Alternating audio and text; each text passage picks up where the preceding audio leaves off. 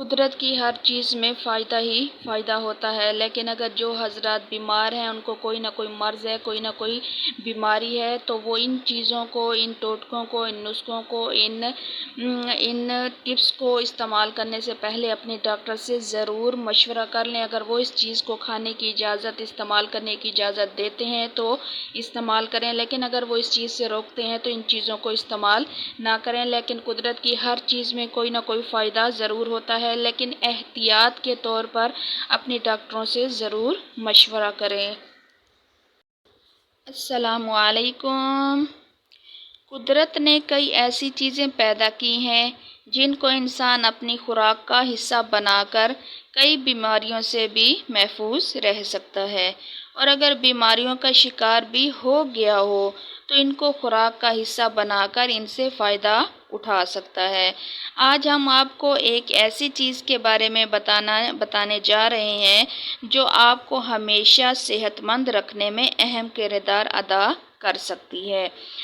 ہم میں سے بہت کم لوگ ایسے ہوں گے جو مکئی کا استعمال روزمرہ زندگی میں کرتے ہوں گے، جبکہ اس چیز کا پہلے باقاعدہ استعمال کیا جاتا تھا اور اس کی روٹی بھی بنائی جاتی تھی، لیکن وقت گزرنے کے ساتھ ساتھ اب اس کا استعمال بہت کم ہو گیا ہے۔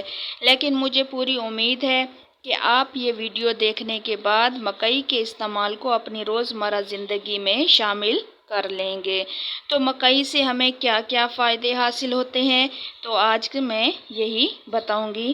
تو چلیں شروع کرتے ہیں ویڈیو کو، لیکن ہمیشہ کی طرح جلدی سے میرے چینل کو سبسکرائب کر دیں۔ مکئی میں وٹامن بی موجود ہوتے ہیں جو انسان کو جسمانی توانائی فراہم کرنے کے ساتھ ساتھ جسم میں نئے خلیات بنانے میں بھی اہم کردار ادا کرتا ہے۔ مکئی کا استعمال بینائی کو بہترین بنانے میں نہایت کارآمد ثابت ہوتا ہے۔ مکئی مختلف سبزیوں اور پھلوں کی طرح انتہائی صحت مند بخش ہے، اور اس میں بھی وہ چیزیں شامل ہوتی ہیں جو ہم مختلف سبزیوں اور پھلوں سے حاصل کرتے ہیں۔ مکئی کے استعمال سے قبض کا مرض بھی دور ہو جاتا ہے، اور آپ کو مکئی سے چکنائی بھی ملتی ہے۔ پروٹین کے ساتھ اس میں چکنائی بھی بہت زیادہ پائی جاتی ہے۔ ایک کپ مکئی میں 2.5 گرام چکنائی ہوتی ہے، اور اگر آپ کو اس سے زیادہ چکنائی کی ضرورت ہے تو مکئی کھاتے ہوئے ان پر مکھن ڈال دیں۔